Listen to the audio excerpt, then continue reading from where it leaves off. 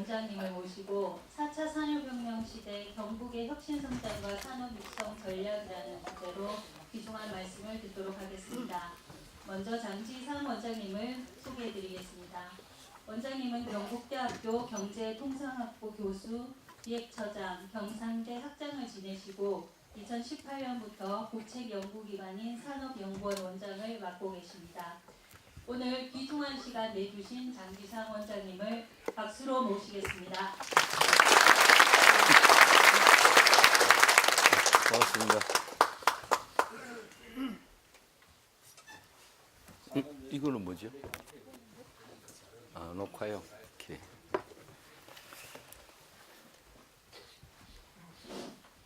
네, 안녕하십니까. 반갑습니다. 제가 저도 고전에는 저 학교에서 강의하다가 갔는데 이런 강의는 사실 별로 많이 안 해봐가지고 좀 서툽니다. 그리고 오늘 자료도 사실은 뭐 우리 연구진들이 주로 만들어가지고 제가 어젯밤에 이제 한번 공부를 한번 하고 그래봤습니다. 제가 잘 이해를 했는지 워낙 제가 몇 번 이런 연구원에 와가지고 몇 번 이런 기회가 한 두세 번 있었는데 굉장히 어렵게 쓰더라고요. 그래서 아마 내용 자체는 상당히 보면 딱딱하고 어려울 것 같습니다. 어쨌거나 아마 아까 말씀을 들어보니까 한 20번째 이런 아침에 상당히 힘드시겠습니다.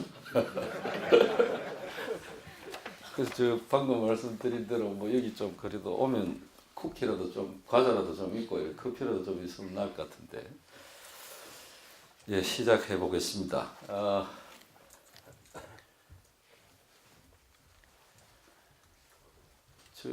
전체적으로 말씀드리는 내용은 뭐 제일 밑에 있습니다. 여기 이제 우리 지역 경제, 우리나라 지역 경제나 지역 산업 여건 이런 걸 고려해서 앞으로 우리 지역 산업의 효율적 육성을 위해서 어떻게 하면 되겠느냐, 뭐 이런 이야기를 좀 해볼까 하는데요.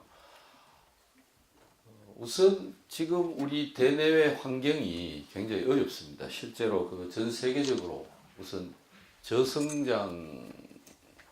성장이 굉장히 떨어지고 있습니다. 물론 지금 중국하고 미국하고 이제 무역 갈등부터 시작해서 트럼프가 시작한 보호무역주의 이런 것 때문에 전 세계적으로 이제 경제 성장이 좀 어렵고, 그럼 뭐 지금 중국은 생각보다는 좀 1분기에 생각보다는 좀 좋았다 뭐라고 하지만 실제로 미국도 좀 작년까지 굉장히 성장률이 높았는데 좀 작년 4분기부터 떨어지기 시작해가지고 생각보다 더 좋다고 하는 사람도 최근에는 좀 나옵니다. 지금 그게 이제 미중 무역 갈등이 5월달 되면 타결이 될 거다 이런 것 때문에 이제 좀 좋아진다는 이야기가 있긴 한데 어쨌건 EU도 지금 성장이 정체되고 있고 이렇습니다. 전체적으로 좀 그런 저성장 시대가 왔고, 그 다음에 중요한 것도 하나는 4차 산업혁명이라는 이 기술들이 우리가 생각하는 것보다 훨씬 빨리 지금 산업화가 되고 응용이 되고 있습니다. 그래서 그런 문제 때문에 그런 여건 변화가 굉장히 중요하고, 이제 우리나라 대내적으로 보면은 그동안에 우리가 주력 산업으로 커왔던 조선, 석유화학, 철강, 자동차, 뭐 석유화학 빼고는 지금 다 지금 어렵죠. 특히 그런 어려운 산업들이 주로 이제 공장들이 다 지방에 있습니다. 동남권, 뭐 대구, 경북 지역에 있고 이러니까 그런 그 자체의 중국의 추격으로 인해서 전통 주력 제조업들의 경쟁력이 떨어지는 것이 지역에는 이제 직격탄으로 와가지고 지금 굉장히 어려운 그런 상황이다. 그래서 이런 것들을 우리가 직면해서 어떻게 앞으로 지역 발전을 위해서 어떤 산업을 육성하면 좋겠느냐, 혁신 성장을 어떻게 하면 좋겠느냐 이런 걸 가지고 한번 이야기를 해보려 합니다. 우선 우리나라와 경북 지역 경제의 현황에 대해서 간단히 이제 한번 리뷰를 한번 해 보면 위에 오른쪽 위에 그림이 지금 경제 성장률을 지금 나타낸 겁니다. 추세적으로 계속 하락하고 있죠. 원래 지금 뭐 2.56%, 작년에 2.7%, 원래는 뭐 낮게 예측하는 기관에서는 2.3%, 4% 이렇게 예측하고 뭐 IMF 같은 기관에서 2.5%, 6% 이렇게 정도밖에 그러니까 작년보다 성장률이 더 떨어질 거다 이렇게 이야기를 하고 2012년 후에 보면 이 GDP 갭이라는 거는 뭐냐면 우리가 아주 그 있는 자원을 다 동원을 해가지고 성장을 하면 성장할 수 있는 한계가 있습니다. 그걸 우리가 잠재 성장률이라고 그러는데 그 잠재 성장보다도 실제 성장, 실제 GDP가 더 낮으면 이제 마이너스가 돼요. 그보다 더 높으면은 플러스가. 그러니까 이제 GDP 갭이라고 그러는데, 그러니까 실제 GDP하고 우리가 최대한 했을 때 잠재적으로 얼마만큼 생산할 수 있다. 그걸 이제 잠재 GDP라고 그러는데, 그 두 개의 차이를 GDP 갭이라고 그러거든요. 그 GDP 갭이 마이너스라는 이야기는 우리가 할 수 있는 것보다 더 못했다는 이야기가 되는 거죠. 그래서 이제 결국 2012년 이후에 보면 GDP 갭이 마이너스가 되는 게 많습니다. 밑에 그림이 보면 붉은 게 많죠. 붉은 게 많다는 것은 우리 실력보다도 덜 성장했다 이런 이야기입니다. 그래 보면 전체적으로 그 굉장히 우리나라가 저성장 국면에 들어가 있고 까딱 잘못하면은 리세션, 성장 침체 가능성도 있다 이런 이야기죠. 우리나라 경제 전체가. 거기다가 이제 이 고령화 뭐 이것 때문에 지금 우리 지사님도 좀 젊은 사람 여기 좀 많이 유입을 하자 이런데 굉장히 역점을 두고 뭐 그렇게 하는 걸로 알고 있습니다만은 어쨌든 뭐 결혼도 좀 많이 하고 애도 많이 놓고 이래야 되는데 어쨌든 그게 지금 의술이 발달하니까 이 사망 연령은 길어지고 그 다음에 안 놓고 이러니까 이제 고령화가 많이 되는 거죠. 그런 가운데 우리나라 전체가 지금 뭐 인구가 준닥하고 있는 상황에서도 문제는 그 중에 이제 적극적 생산 인구라는 게 이제 15세에서 45세 이걸 우리가 보통 적극적 생산 인구라고 합니다. 15세에서 45세 미만인데 요 청년층 인구가 주로 이제 그 중에서도 전부 다 수도권으로 막 가고 있죠 지금.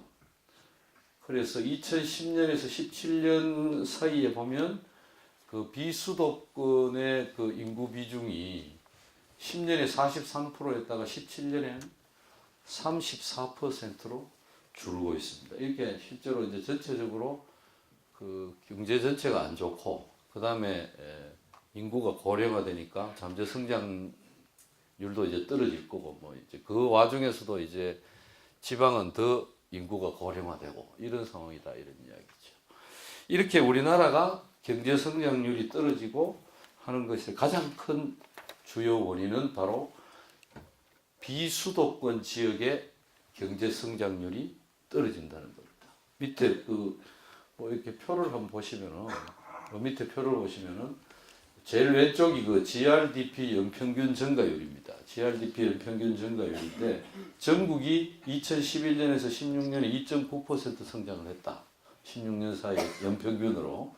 근데 수도권은 3.2%, 충청권은 4.6%. 이 충청권을 빼고 수도권하고 충청권을 빼고 나면은 다 1.8%, 2%, 뭐 이렇게 돼 있습니다. 그렇지?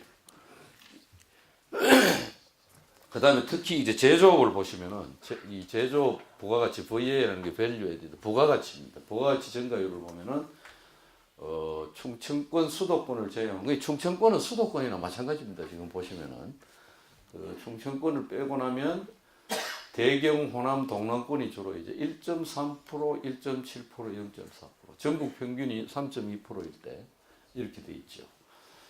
그리고 GRDP라는 게 이제 GDP 성장 기여율이라는 게 각 지역별로 우리나라 전체의 GRDP 성장에 얼마만큼 기여했나 하는 것을 표시해 주고 있는데 수도권이 압도적입니다. 53%가 이제 우리나라 전체 100% 성장하면 그 중에 반은 수도권의 성장 때문에 성장을 했다 이런 이야기고, 나머지는 이제 보면은 대경권, 충청권을 제외하면은 전부 10% 미만이죠. 뭐 동남권이 10.1%인데 이 동남권은 2016년까지 자료이기 때문에 최근에 와서 완전히 떨어졌습니다. 왜?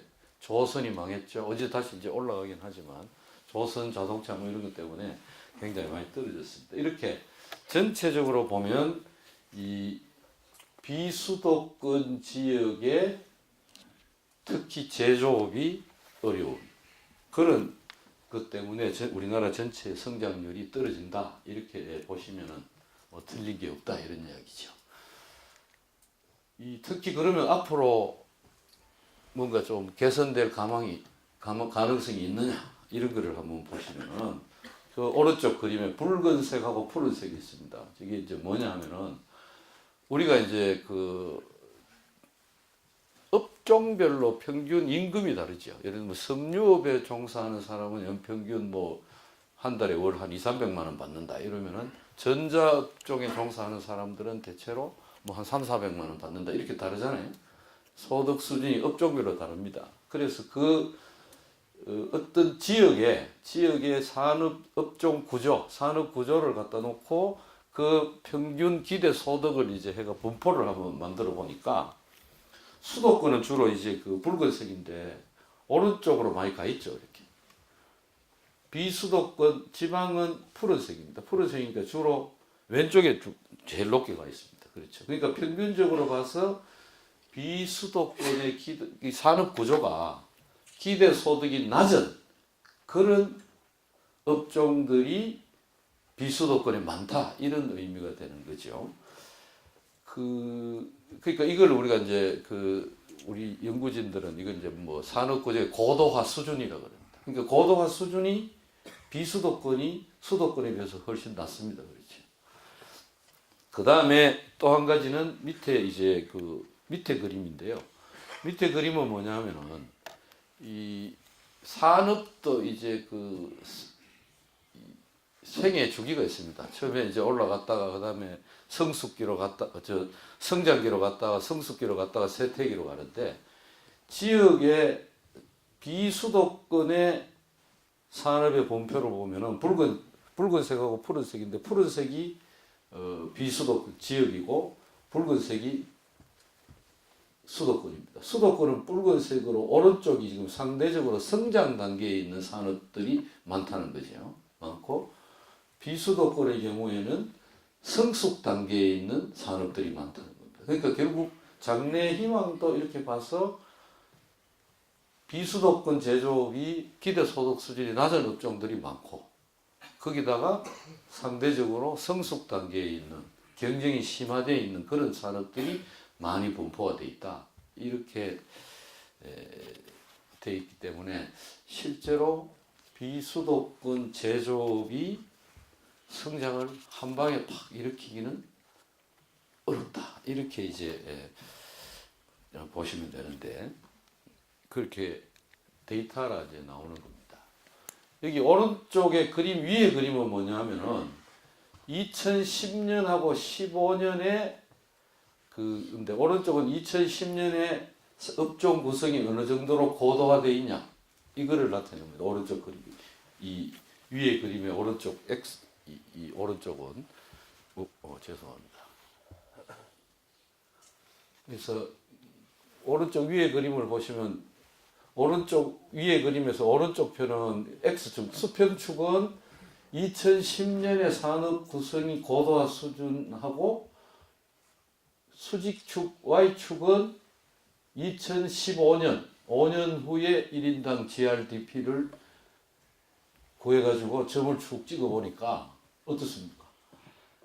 시작할 때의 업종이 고도화되어 있는 지역일수록 2015년에 1인당 GRDP가 높더라 이런 이야기죠. 그러니까 결국 현재 업종이 좀 고도화 수준이 높은 그런 산업이 많이 있는 지역일수록 향후에 1인당 GRDP가 높을 거다 이런 거를 우리가 알 수가 있고 밑에 그림은 뭐냐 하면은 오른쪽 수평축에는 2010년에 기대소 죄송합니다. 2010년에 출발할 때 업종 고도화 수준입니다. 그러니까 기대소득 수준이고 Y축 즉 수직축은 2016년에 업종 고도화 수준이니까 그게 굉장히 10년에 시작할 때 업종이 아주 고도화 수준이 높은 그런 지역은 16년에도 계속 고도화 수준이 높더라 이런 이야기입니다. 이게 바로 무슨 이야기냐면은 하루아침에 낮은 상태에서 높은 상태로 점프하기는 어렵다 이런 이야기입니다. 한 방에 이렇게 확 점프하는 건 어렵고 경로 의존성이라 그러는데 저희들 그거를 서서히 갈 수밖에 없다 이거예요. 서서히 갈 수밖에 없는데 그렇게 되면 결국 이 이야기는 현재 우리가 갖고 있는 게 업종 고도화 수준이 굉장히 낮고 그 다음에 이게 한 방에 점프가 잘 안 되고 이렇게 되니까 굉장히 이 지역 고도화를 하기가 상당히 쉽진 않다 이런 거를 이야기하는 한편 또 다른 한편으로 우리가 여기서 뭐 어떤 이야기를 할 수가 있느냐 하면은 처음 시작할 때부터 최대한도로 고도화 수준이 높게 시작을 해야 된다. 그래야 장래에 올라간 성장률도 높아지고 계속해서 따라가기가 쉽다. 이렇게 이야기하는 거예요. 그 처음에는 조그맣게 시작해서 그냥 기대소득 수준이 낮은 그런 업종부터 시작해서 하나하나 올라가 보자. 그러면 굉장히 늦게 갈 수밖에 없다. 이런 이야기. 그러니까 어쨌든 지역의 산업 발전을 발전을 하려고 그러면 기존에 우리가 현재 갖고 있는 역량이라도 최대한 결집해서 좀 기대소득 수준이 높은 산업들로 구성을 할 수 있도록 이렇게 시작을 해서 가야 좀 희망이 보인다. 뭐 이런 이야기로 이야기를 할 수 있겠습니다. 그럼 경북 우리나라 지금 방금까지는 이제 우리나라 전체 그 다음에 수도권하고 비수도권 지역과 수도권하고 이제 차이 뭐 이런 걸 가지고 이제 말씀을 드렸는데 이제 경북 지역에 한정해서 그러면 좀 경북 지역은 좀 다르냐 그걸 한번 보면 경북 지역의 어떤 경제 성장률 추이가 오른쪽 그림입니다. 오른쪽 그림이 왼쪽에 뭐 말이 나와 있는 것처럼 지역의 GRDP 성장률이 2000년대 연평균 4.7%에서 2015년 되면 연평균 2.1% 이렇게 지속적으로 뭐 우리나라 전체와 크게 다를 것 없고 마찬가지로 경북 지역의 GDP 갭, GRDP 갭도 우리가 보니까 마이너스가 돼 있는 이게 많더라 이런 이야기.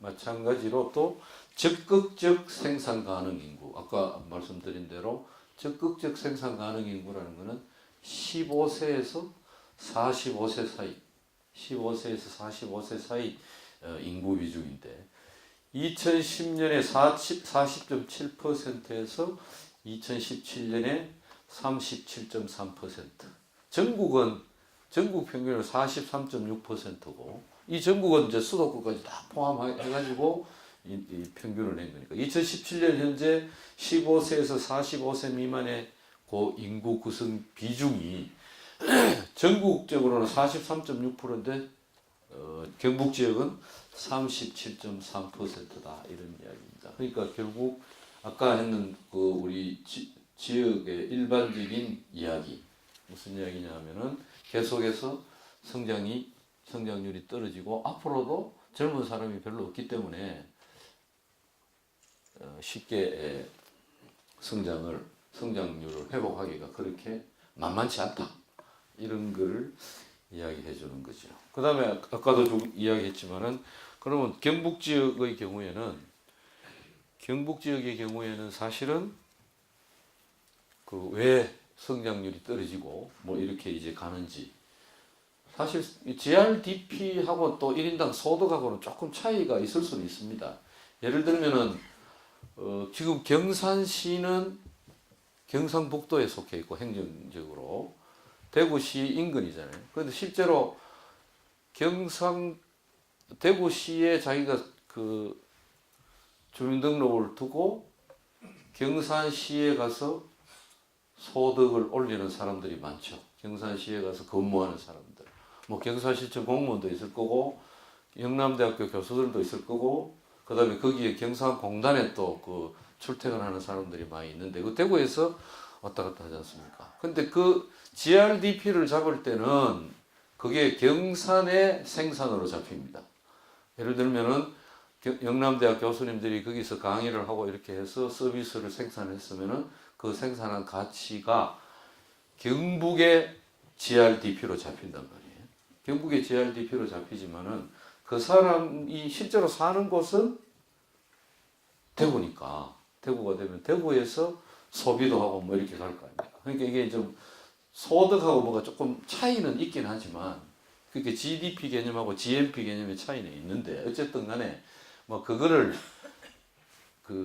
그런 조그만 차이는 있을 수 있지만 전체적으로 봐서 결국 성장률이 하락하더라도 뭐 소득만 높아지면 괜찮죠. 예를 들면은 외국에 우리나라 사람이 외국에 가가지고 일을 해가지고 돈을 붙여주면은 여기서 생산은 안 일어나도 여기서 생산은 일어나지 않더라도 내가 먹고 사는 거는 괜찮잖아요.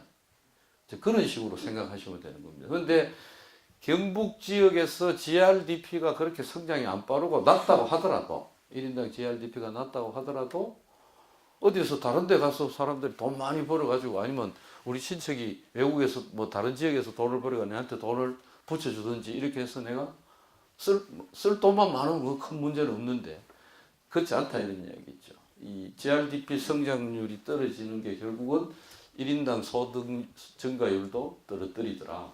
그래서 2011년하고 17년 사이에 1인당 소득 증가율을 계산해 보니까 전국은 2.4%고 경북은 1.8%다 이런 이야기입니다. 그 사실 지금 뭐 0.6% 하면 별로 그렇게 중요한 차이가 아닐 수 있다 이렇게 생각할지 모르지만 연평균 7% 성장 이런 게 굉장히 그 7% 연평균 7%로 경제가 성장한다 하는 게 어떤 의미냐를 생각을 해보시면은 연평균 그러니까 우리가 70 나누기 퍼센티지 성장률을 하면 됩니다. 그걸 우리가 보통 70 나누기 법칙이라고 그러는데 연평균 7%로 성장하면은 70 나누기 7 그럼 10이 나오잖아요. 10년이 되면 2배가 된다는 얘기예요. 그러니까 70으로 성장률을 나누면은 그 경제 규모가 2배로 되는 데까지의 걸리는 기간입니다. 그 연평균 7% 같으면 10년 만에 경제 규모나 1인당 소득이 2배가 뭐 인구가 똑같다면 소득이 2배가 된다는 이야기거든요. 그러니까 내가 살아가는 그 형편이 10년 만에 2배가 된다 이렇게 한번 생각을 해보세요. 엄청나게 빠른 거죠. 10년이면 뭐 물론 뭐 강산이 진짜 변하는 거예요. 그거는. 실제로 지금 지금 중국이 연평균 뭐 자기들이 작년에 6.4% 성장했다 그래요. 6.4%. 6.4%라는 게 그런 정도. 그 12년 있으면 2배가 된다는 이야기인데 그게 중국 전역으로 6몇 %잖아요. 그러니까 그거를 우리가 지역별로 불균등하게 이렇게 발전을 한다고 생각해 보면은 상해, 광동, 선전, 뭐 이런 베이징, 뭐 이런 큰 도시들 그리고 이 연안에 있는 개방된 도시들 이런 걸 한번 생각해 보면은 거기는 연평균 뭐 15%씩 성장할 수도 있는 거예요. 전체가 6%니까 뭐 연평균 10% 같으면 7년 만에 배가 된다는 거죠. 그래서 실제로 뭐 여기 가보시는 분들은 다 아시겠지만은 상해나 이런데 한 2, 3년 만에 가보면 뭐 지도가 바뀌어 있습니다. 모릅니다. 길도 못 찾고. 근데 실제로 저희들이 70년대 중반 뭐 80년대 초반 이럴 때 외국 사람들이 우리 한국에 와가지고 그렇게 이야기를 했거든요.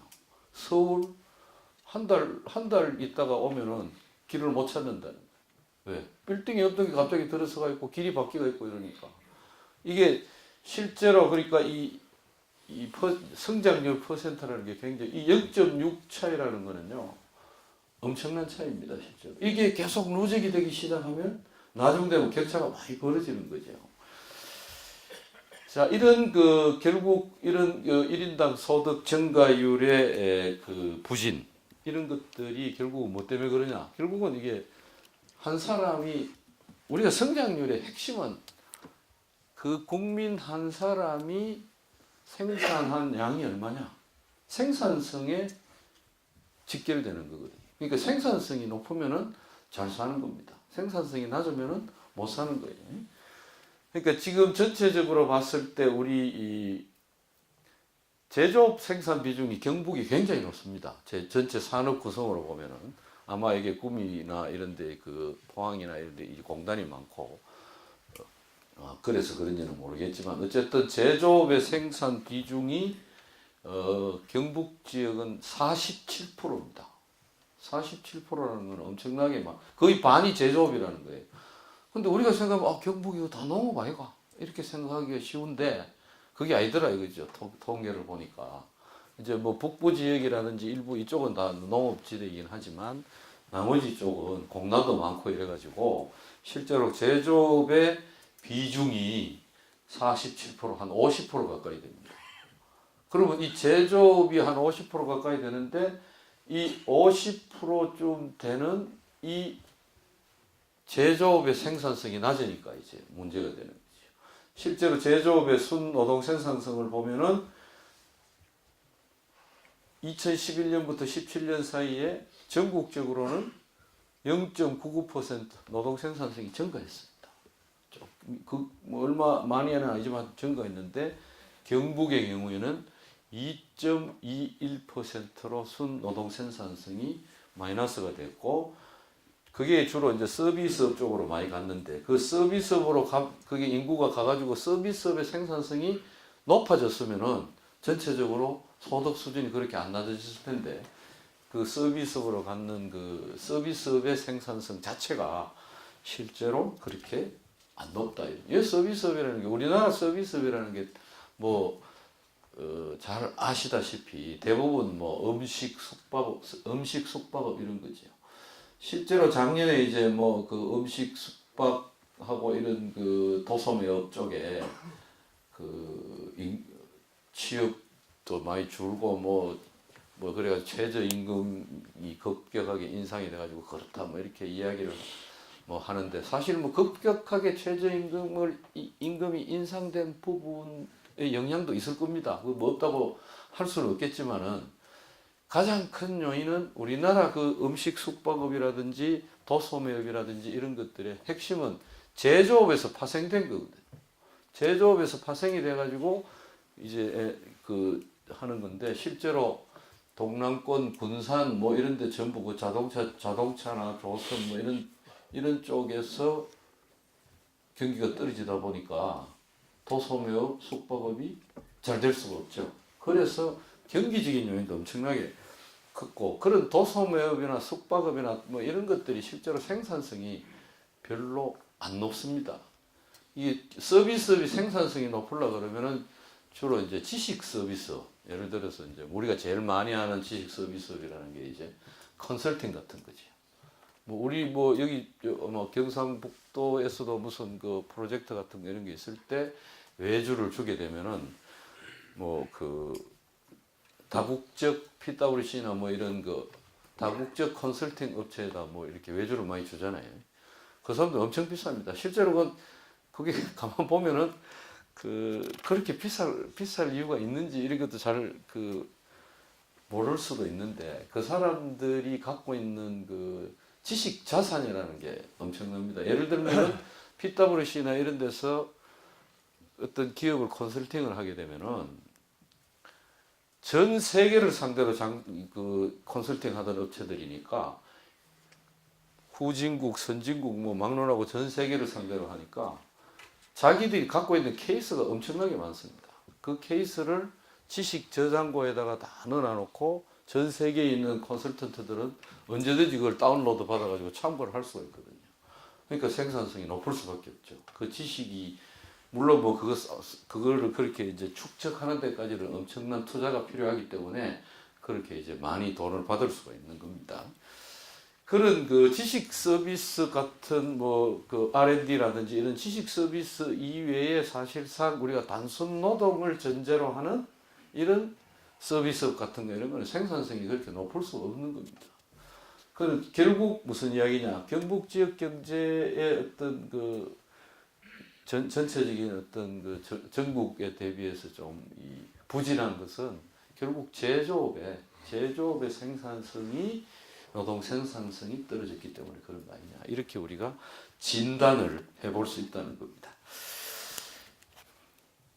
그래서 지금까지 대체로 이거는 지금 무슨 이야기냐면 그러면 앞으로 경북 지역의 그 어떤 구조전환 가능성이 어떠냐 그런 걸 우리가 한번 봤는데 아까 말씀드린 대로 이제 고도화 수준이라는 거는 산업 구조를 이렇게 본 겁니다. 기대 소득 수준으로 업종별로 이제 그 받을 수 있는 기대할 수 있는 소득이 다르니까 그걸 기준으로 이렇게 해보니까 전국 평균은 고도화 수준이 102.5 경북을 100으로 했을 때 전국은 102.5고 전국 평균은 100.5 이렇게 되어 있습니다. 수도권하고 경북하고 비교하면 2.5% 차이인데 이게 1년에 2.5%니까 10년 있으면은 4년 있으면 10%가 차이가 날 거다. 이렇게 우리가 볼 수 있는 겁니다.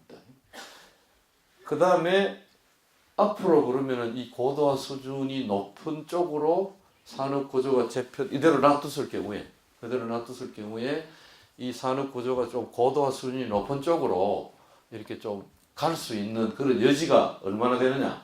그거를 이제 구조전환 확률이라고 지금 우리가 표현을 했는데 저도 이거 어떻게 계산했는지는 잘 모르겠습니다. 하여튼 나름대로 지표를 만들어 가지고 우리 연구진들이 계산을 해보니까 수도권은 52.2% 이렇게 요게 이제 50%가 넘으면 구조전환 확률이 스스로 자생적으로 할 수 있는 구조전환이 그러니까 여건이 변화하고 임금이 오르면 거기에 대응해 가지고 생산성도 높이고 생산성이 높은 업종으로 이렇게 스스로 이제 이 시장의 힘에 의해서 갈 수 있는 확률이 있다는 거고 50% 미만이면은 그럴 확률이 굉장히 좀 떨어진다 이런 거를 우리가 의미하는데 경북이 38.1 이렇게 되니까 사실 구조전환 확률도 높지 않다 이런 이야기죠. 이 전체적으로 이제 한번 그 마무리를 해보면 요거를 지금까지 이야기를 우선 지역하고 수도권하고 엄청난 차이가 있다. 지금 격차가 자꾸 실제로 그 GRDP 수준을 그러니까 이 표준 편차나 이런 거 이거를 구해 가지고 이렇게 보면 좀 줄어듭니다. 줄어드는데 실제로 그게 수도권하고 지방하고의 차이를 줄이는 게 아니고 지금 충청권이 의외로 많이 올라가가지고 GRDP 수준이 그게 주로 그 충청권이라는 게 어디겠습니까? 평택, 그 다음에 천안, 아산 뭐 이런 쪽 알겠습니까? 거기에 이제 뭐 삼성전자라든지 그 삼성전자라든지 이런 데서 그 투자를 많이 해가지고 거기에 그게 이제 올라가 있으니까 그런 거고 그 충청권을 제외한 이 호남권, 대구, 경북권, 동남권 이쪽은 지금 계속해서 격차가 벌어지고 있습니다. 실제로 이게 지역만의 문제는 아니죠. 그렇잖아요. 지역만의 문제가 아닙니다. 이게 지방이 이렇게 성장률이 떨어지는 게 전체적으로 국가 경제 성장률을 같이 떨어뜨리는 거거든요. 그래서 여기다가 사실 지역뿐만 아니고 이 지역에 있는 사람뿐만 아니고 국가 전체적으로도 이제 고민을 해야 될 시점이 뭐 예전부터 고민을 해야 되는데 사실은 그런 그 고민을 해야 될 시점이고 그래서 이제 국가 균형 발전 뭐 이런 거를 이제 국정과정을 만들어서 뭔가를 하고 지금 균형발전위원회 국가균형발전위원회라는 것도 예전보다도 훨씬 좀 강화해가지고 뭔가를 힘을 실어 주려고 그러고 이제 이렇게 하고 있는 이유가 거기에 있는 겁니다 지금. 어쨌든 그런 상황에서 우리가 비수도권 지역의 성장률을 어떻게 하면 높일 거냐 이게 굉장히 중요하고 그 그렇게 하려 그러면 아까도 봤지만은 고도화 수준이 높은 그런 산업 구조로 좀 갈 수 있도록 이렇게 지역에 그게 토착화 될 수 있는 그런 여건을 마련하고 해야 되겠다. 그 다음에 또 중요한 거는 지금 문제는 뭐냐면은 이런 상황에서 지금 기술적으로 4차 산업혁명 때문에 완전히 이제 산업의 발전 패러다임이 바뀌는 시기가 와버려가지고 더 지금 적응하기가 굉장히 어렵다는 거죠. 그래서 어쨌든 간에 우리는 이 4차 산업혁명의 기술이 생각보다는 굉장히 빨리 어떤 좀 빠르게 예측하는 사람들은 2025년쯤 되면은 거의 많은 산업에서 이 4차 산업혁명 기술들이 실제로 활발하게 활용이 돼가지고 응용이 될 것이다. 이렇게 보는 사람들도 있습니다. 뭐 사람마다 좀 다르긴 하지만 그래서 생각보다는 굉장히 빨리 지금 현실에 적용이 지금 되고 있다. 이게 굉장히 중요한 하나의 포인트인데 그거를 지역에서는 어떻게 받아들이고 그거에 적응을 해가지고 정말 앞으로 수도권과의 격차를 줄일 수 있도록 할 수 있는 방법이 뭐겠냐 이런 거를 찾아야 되는 거죠. 지금 뭐 안 찾으면 이제 그냥 그대로 가는 거죠. 그래서 이제 지금부터는 여기 지금 여기 나와 있는 이야기는 경북 경제 산업 분야의 주요 현안들 이거는 제보다는 여러분들이 더 잘 아실 테니까 그냥 한번 쓱 보고 넘어가시죠. 이렇게. 일자리 창출 경제 경북 그다음에 밑에 부분은 미래 경북 메가 프로젝트 포항시 구미시 이렇게 해가지고 나온 거. 제가 하여튼 우리 연구진보가 경상북도에서 지금 하고 있는 여러 사업들을 좀 요약을 한번 해보라 하니까 이렇게 쭉 요약을 했습니다. 혹시 나중에 보시고 이게 이제 이 안에서 일하시는 분들하고 밖에서 이 사업들을 보는 어떻게 정리를 하는지 그것도 이제 좀 의미가 있을 테니까 한번 보시면 될 것 같고 여러 가지로 이렇게 좀 많이 하던데요.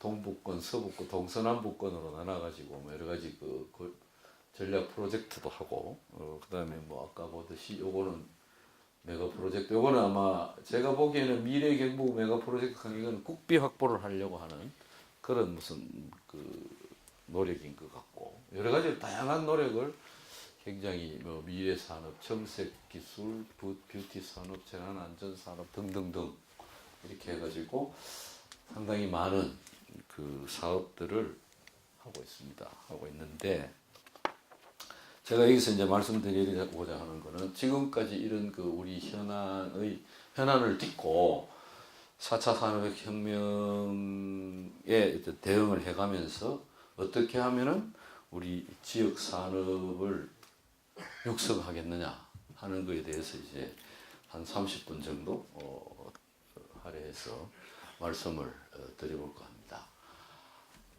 우선 그러면 4차 산업혁명이라는 게 뭔지 그거부터 우리가 간단히 다 아시겠지만 한 번 더 이렇게 리마인드를 해보면 우선 4차 산업혁명 기술이 이제 핵심은 사실은 디지털 여러 가지를 숫자로 만드는 거예요. 숫자로 만들어가지고 데이터로 만들어서 그것을 인공지능이 분석을 해서 최적화를 하는 겁니다.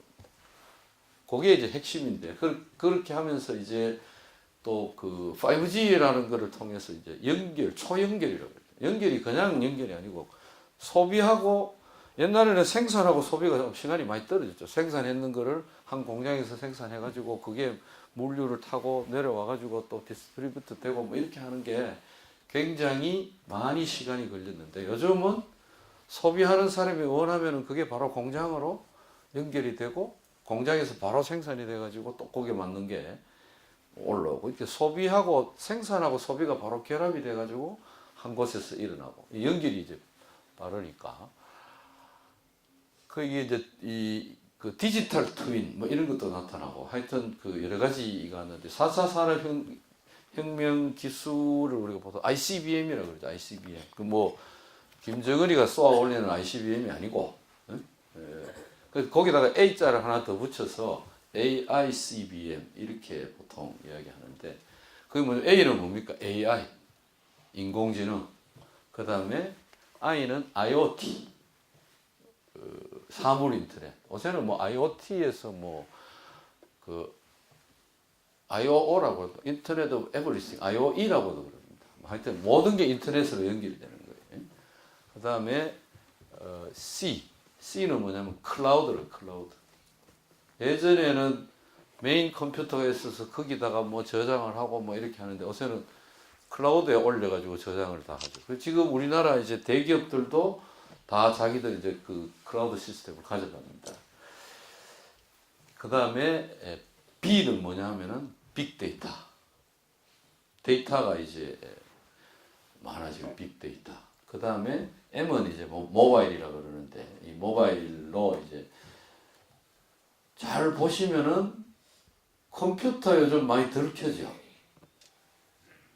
아니 지금 이게 뭐 모바일이라는 게 그냥 아니고 지금 우리 여러분들이 잘 생각해 보시면은 예전에는 컴퓨터를 켜고 이메일을 봐야 되잖아요. 그렇죠?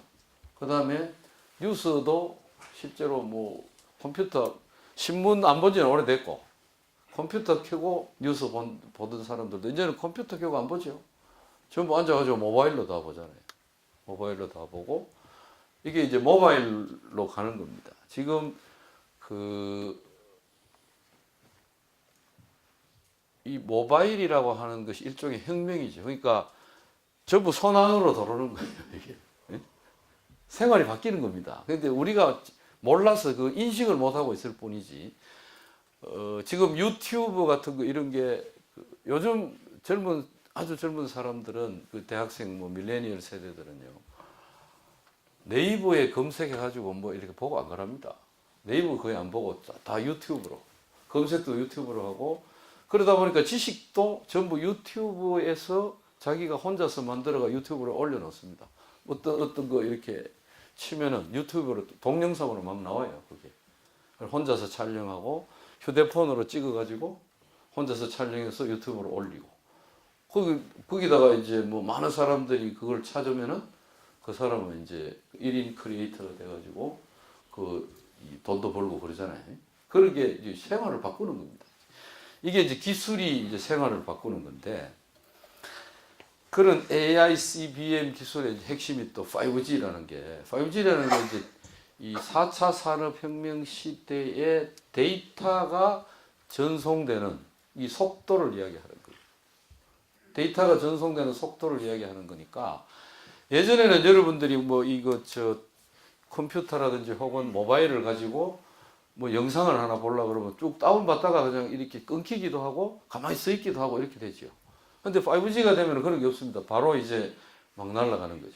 막 날아가고 미국에서 혹은 한국에서 공연을 하는 한국에서 이 아이돌 공연이 AR이라든지 혹은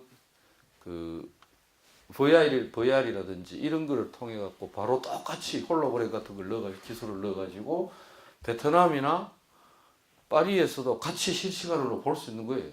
그냥 공연장이 바로 있는 것처럼 해가지고 그런 이 5G라는 게 그만큼 이제 영상이나 이런 거를 아무 제한 없이 바로 실시간으로 바로 보내고 이렇게 하니까 그러니까 이게 드론을 여러 개 끼워가지고 실시간으로 바로 통신으로 드론을 조정할 수 있는 거 이런 것들이 이제 5G가 돼갖고 이제 하는 건데 이 5G는 고속도로나 마찬가지죠. 이 물류에서 고속도로라고 생각하시면 됩니다.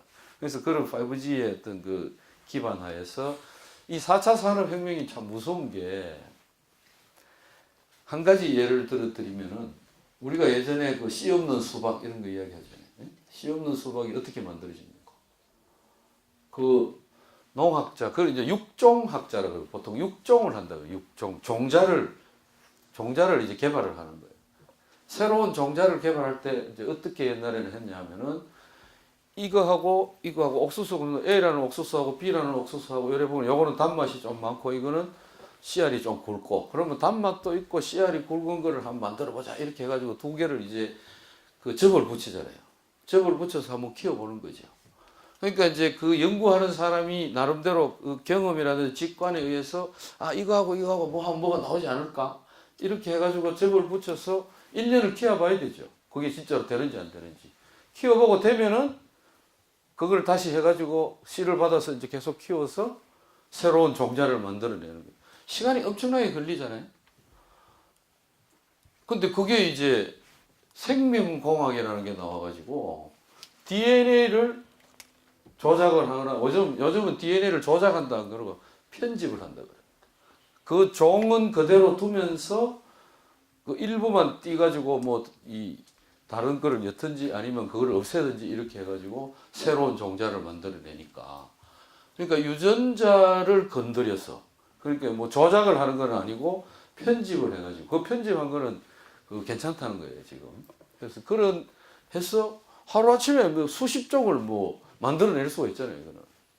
그러니까 그만큼 빨라지는 거죠. 새로운 종자를 개발하는 기술이, 생명공학 기술이 나와가지고 새로운 종자를 개발하는데 옛날에는 1년 걸리던 거를 이제는 뭐 한 달만 해도 한 개씩 나온다 이 말이에요. 그러니까 엄청나게 많은 거를 해볼 수 있는 거죠. 그거하고 똑같이 이제 이게 제조업에 이제 그런 일이 벌어지는 겁니다. 예를 들면은 새로운 소재를 개발을 한다.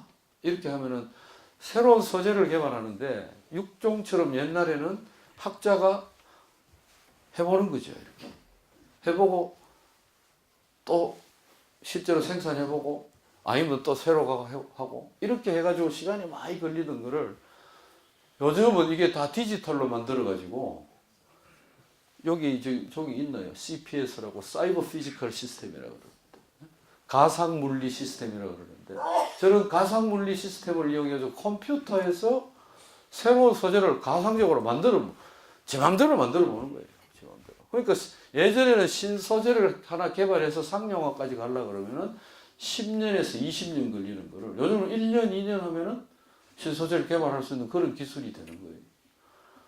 그 다음에 지금 스마트 팩토리라고 해서, 스마트 팩토리라는 게 이제 뭐 여러 가지가 있는데 사실은 그 스마트 팩토리도 이런 그 4차 산업혁명 기술을 이용해서 만드는 거예요.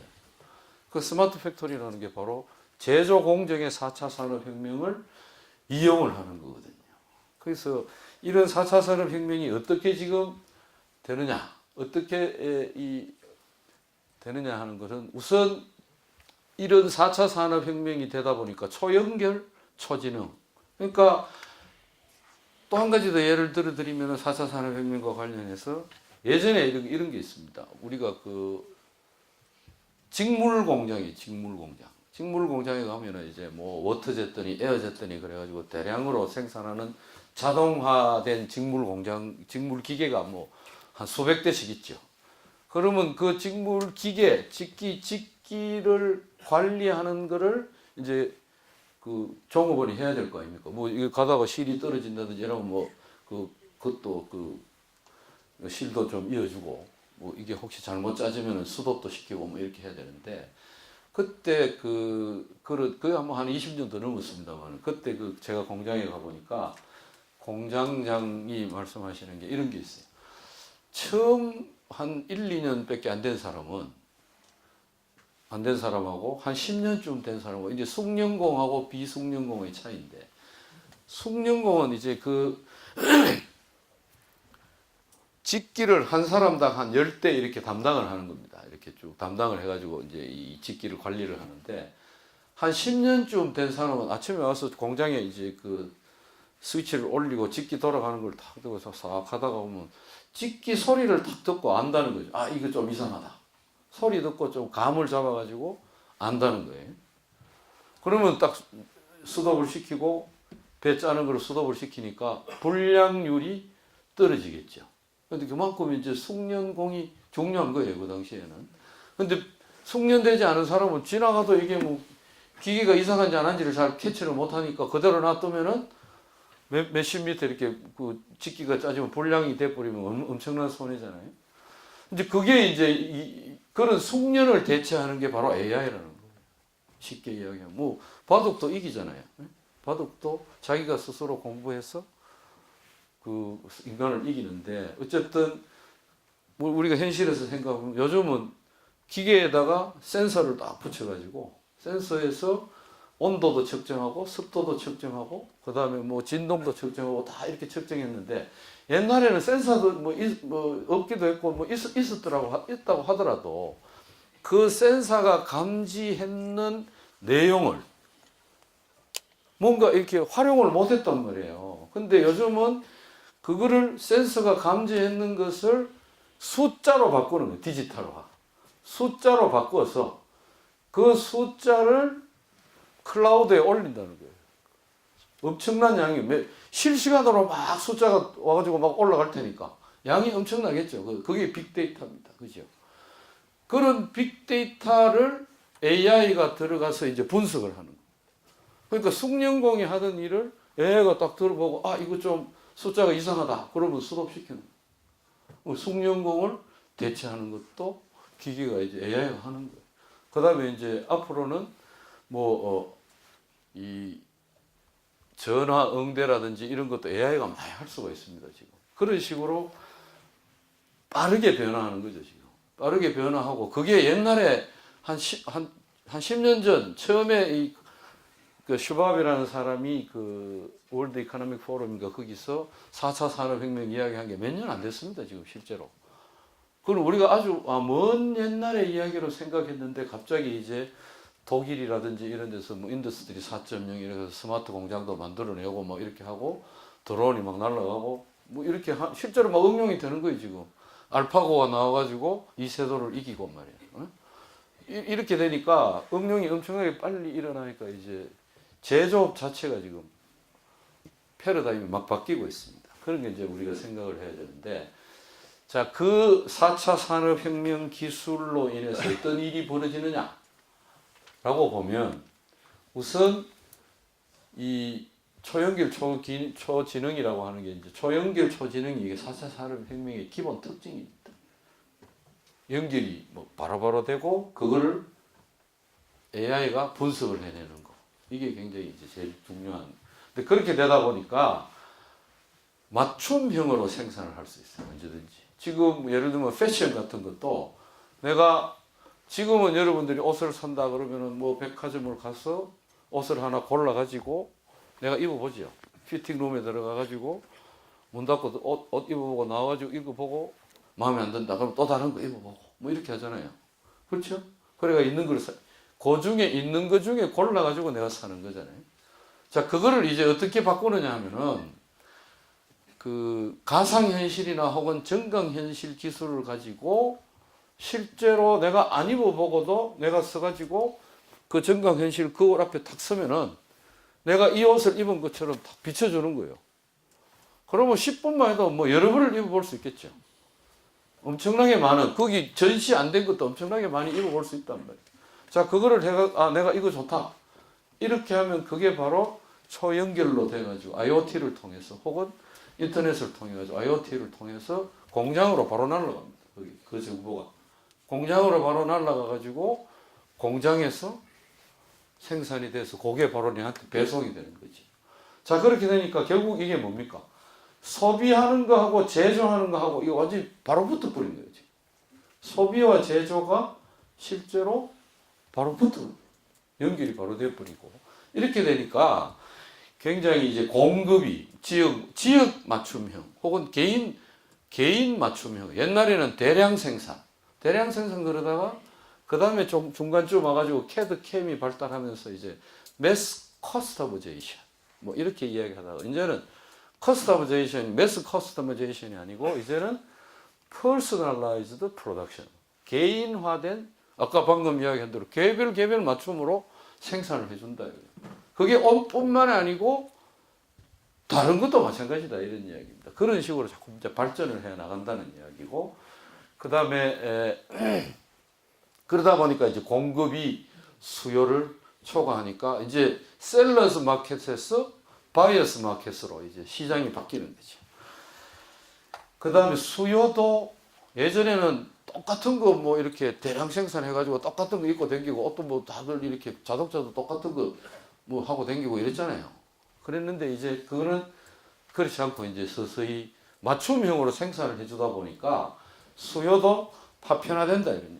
파편화되고 이 분산이 되고 뭐 이렇게 이제 되니까 그런 식으로 이렇게 영향을 미침으로 해가지고 그런 식으로 영향을 미침으로 해서 바뀐다는 겁니다.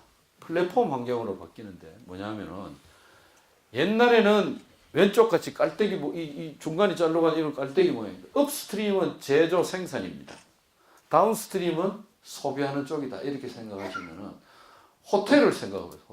호텔이 체인이 있죠. 체인 무슨 뭐 이름이 갑자기 다 생각이 안 나요. 호텔 체인이 많잖아요.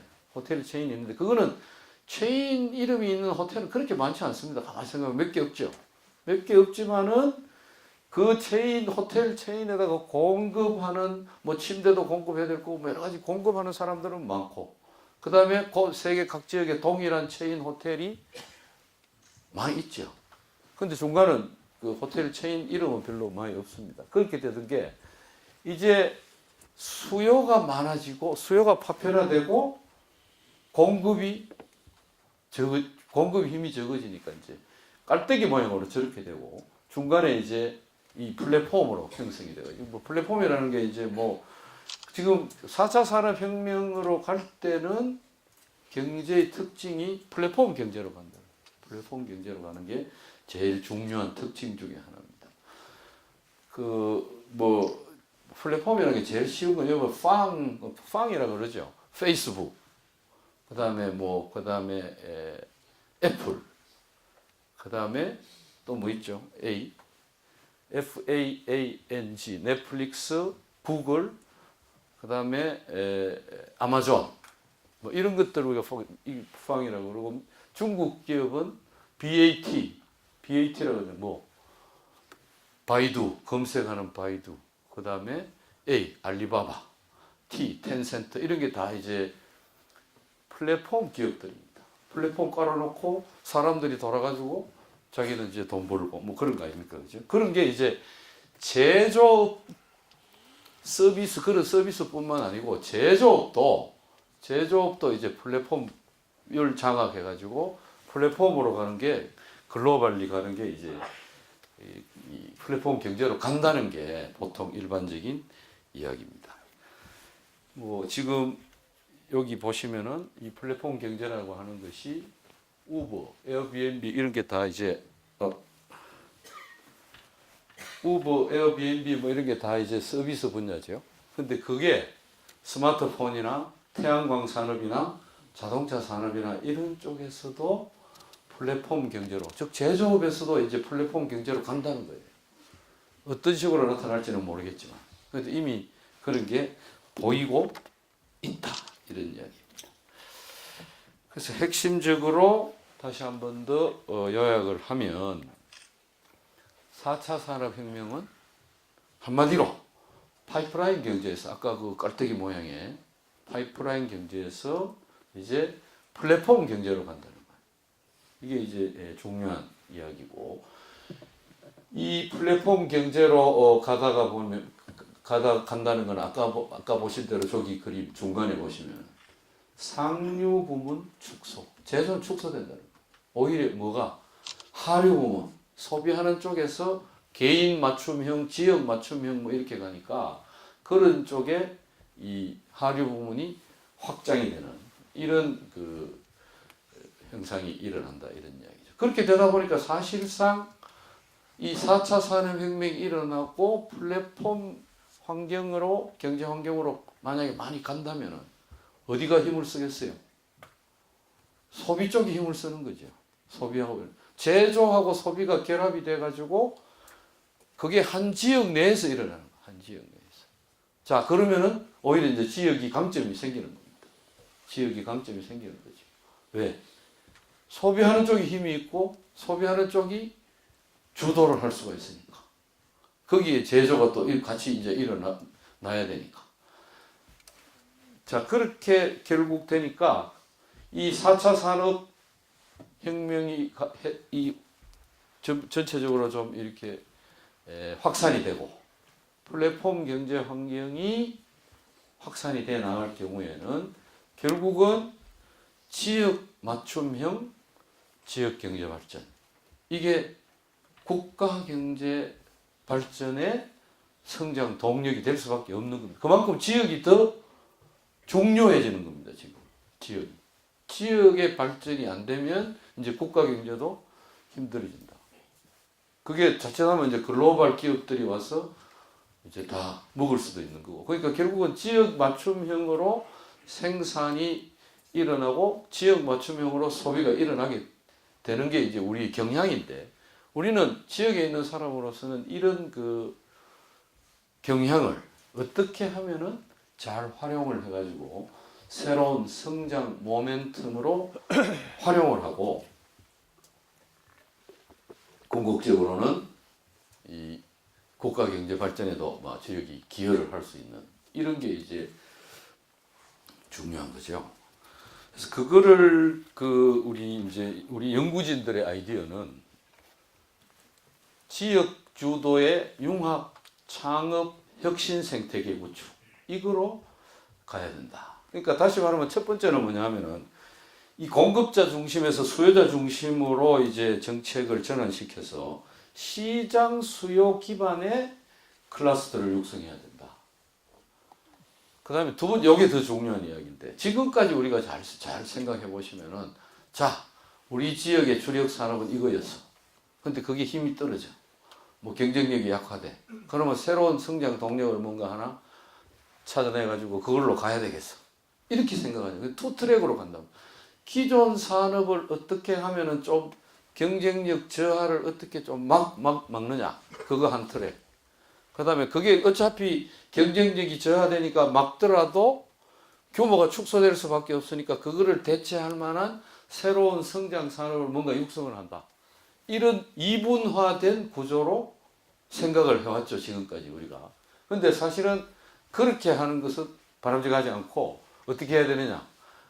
이 주력 산업의 경쟁력 강화하고 신성장 동력 창출 전략을 갖다가 통합적으로 생각을 해야 된다. 즉, 주력 산업에서 뭔가 관련이 있는, 현재 갖고 있는 주력 산업과 뭔가 관련이 있는 그런 산업으로 다양화시켜서 신성장 동력 산업을 가져가야 된다. 그게 이제 융합하고 창업하고 하는 그 혁신 생태계를 구축하자는 게, 다시 말하면 주력 산업하고 신성장 동력 산업하고 통합해서 연결을 해서 육성을 해야 된다 하는 게 저희들 주장인데, 자, 그거를 위해서 어떻게 해야 되느냐. 하나는 첫 번째 핵심 이슈는 그거를 위한 핵심 이슈는 세 가지입니다. 하나는 지역 경제의 연관 다양성을 정대하자.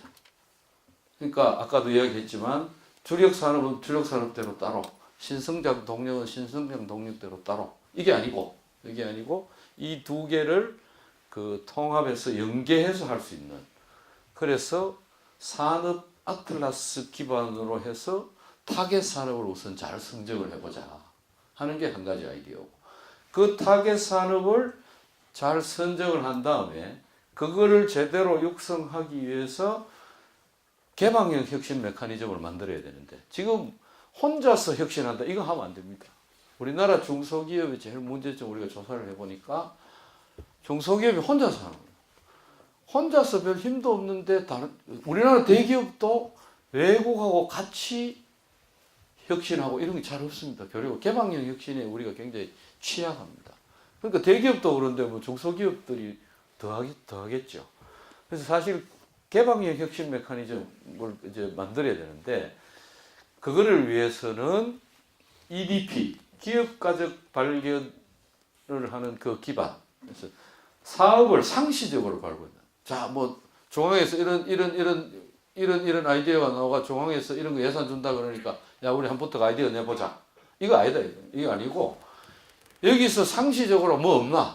우리가 이런 산업을 육성하려고 하는데 이런 산업 쪽으로 가면 좋겠는데 이런 업종으로 가면 좋겠는데 이거를 위해서는 사업하는 사람들 애로사항이 뭔지 그 다음에 뭐 인력은 어떻게 육성하면 되는지 뭐 이런 걸 여러 사람들이 상시적으로 해가지고 그 부족한 부분을 메워줄 수 있는 사업 아이디어를 사업 기획을 상시적으로 만들어 놓고 그걸 무슨 그 중앙에 예산이 없으면 중앙에 요구도 하고 그 다음에 서로 모여서 협의도 하고 이렇게 매일 뭐 상시적으로 하여튼 사업 기획을 해서 사업을 발굴해내는 시스템이 필요하다는 그게 두 번째고 세 번째는 그런 사업들이 제대로 잘 진행이 될 수 있도록 이 기업 지원 시스템을 컨트롤 타워를 이제 이 행정 쪽에서 만들어줘야 된다는 거죠. 그 세 개가 이제 이 핵심인데 우선 그거 하나하나를 우리가 좀 간단히 설명을 해보면 첫 번째 그 산업 그 전략 타겟 산업을 어떻게 선정을 할 거냐 이거하고 관련돼 가지고 이 연관 다양성을 증대시켜야 된다 뭐 이런 이야기인데 예를 들면 이런 걸 이거 한번 봅시다. 전북의 이 산업 아틀라스라는 거를 그 기법을 이제 우리가 적용을 해가지고 한번 적용해 본 사례입니다. 이게 전북의 경우에 산업 아틀라스 분석이라는 건 뭐냐면은 예전에는 우리가 뭐 전략 산업, 성장 동력 산업이 뭐겠느냐 이러면은 이제 뭐 전문가들을 모시고 뭐 이래 해가지고 이제 뭐 이렇게 산업 선정하고 이렇게 했죠. 그걸 그렇게 하는 것이 아니고 지금 현재 있는 기업들의 거래 관계를 봅니다. 거래 관계를 중심으로 해가지고 네트워크 분석을 통해서 네트워크 분석이라는 분석 기법을 통해 가지고 이렇게 중심성이 높은 산업들을 이렇게 만들어냅니다. 그건 거래 관계만 하면 안 되죠. 그거는 현재 있는 거래 관계니까 그건 말고 새로운 뭔가 제품을 만들려 그러면은 기술이 어떻게 되느냐 이런 게 있어야 돼요. 기술이 연관되는 게 뭐 있느냐 이런 것까지 같이 그러니까 아틀라스라는 거는 지도를 여러 개 만든다는 거거든요. 우리 아틀라스라는 게 지도책이잖아요. 그런 거래 관계와 기술을 갖다 놓고 기업 간의 관계를 네트워크를 분석을 해서 만들어 보니까 중심 산업이 14개가 있더라 이런 이야기. 푸른색으로 14개가 있고 그 14개 식별을 하고 거기다가 이제 산업 전문가들의 이 정성적 분석을 결합해 가지고 이 혁신 타겟 산업을 갖다가 두 개로 그러니까 전북은 딱 보니까 산업군이 자동차 및 부품 산업 자동차 부품 산업군이 하나 있고 농식품 산업군이 하나 있더라 이런 이야기. 중심 산업을 갖고 분석을 해보니까 그거를 이제 매개 산업으로 이제 이 타겟 산업을 크게 첨단 복합 신소재로 하고 이쪽은 신재생 에너지로 만들어 매개 산업을 하나 만들어 놓고 거기다가 이제 네 가지 있어. 이 첨단 복합 신소재는 라이프 케어하고 스마트 농생명. 그다음에 신재생 에너지 쪽은 미래형 친환경 자동차, 지능형 로봇 이렇게 해서 두 개 산업군의 6개의 산업을 이렇게 타겟 산업을 아틀라스 기법으로 만들어 보면은 이게 이제 아까 한 대로 뭐 주력 산업은 주력 산업대로 뭐 그다음에 신산업은 신산업대로 이렇게 하는 게 아니고 원래 있던 걸 기반으로 해서 연관이 많이 되고 기술적으로 연관이 있고 거래 관계가 연관이 있는 산업들로 타겟을 이렇게 두 개 산업군에 6개 사업을 선정을 할 수 있다 이런 식으로 이제 연관 다양성을 고려해 가지고 타겟 산업군을 하나 정하는 거. 이 타겟 산업군을 정하고 나면 그럼 이걸 어떻게 육성할 거냐 하는 건데 요 타겟 산업군 정한 게 이게 옛날 방식하고 개선 산업 아틀라스 방식이 이렇게 차이가 있다 뭐 이런 거니까 혹시 궁금하신 분은 요거 나중에 읽어보시고 그 다음에 이제 이거를 제대로 하려 그러면은 상시적 사업 발굴 시스템이 갖춰져야 돼. 기획을 계속 해야 돼. 기획을 해가지고 사업 발굴 시스템을 만들어야 되는데 그 사업 발굴 시스템의 핵심 중요한 그게 하나가 뭐냐면은 기업 가적 발견 프로세스라는 거예요. Entrepreneurial Discovery Process. 이게 뭐냐면은 EU에서 자기들 그 리스트럭처링 프로그램이 있습니다. 지역에 소위 이제 미국으로 치면 러스트 벨트라 그러죠. 러스트 벨트 같은 걸 어떻게 재구조화하느냐. EU도 그런 지역이 있다 이겁니다. 그 EU 본부에서 그런 지역에 대해서 리스트럭처링을 하는 자금도 대주고 뭐 이렇게 하는데 그 리스트럭처링을 하는 그 자금 지원하는 필요 조건으로서 기업가적 발견 프로세스 이거를 했는지 안 했는지를 봅니다. 그게 필요 조건입니다. 그거를 해갖고 와야 일단 심사 대상이 되는 거죠. 그래서 이 기업가적 발견이라는 거는 뭐냐면 우리가 사업하는 사람은 지금까지 우리가 저도 테크노파크에 아주 오래됐지만은